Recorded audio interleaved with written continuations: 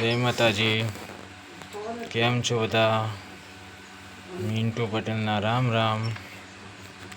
આ હોળીનો ઢોલ વાગ્યો અને આ ગામડામાં ઘઉંના લોટની સેવો કરવાનું કામ શરૂ થઈ ગયું. હવે આ સેવો બનાવવા માંડ્યા છે. પછી આ સાંજ થશે એટલે અચકન તો તૈયારી. આ ધર્મીન છે સેવો રોધવા.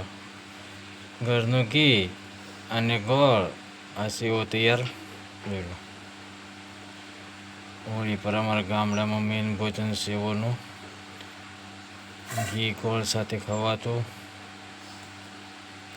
આ રીતના લોકો કરે છે.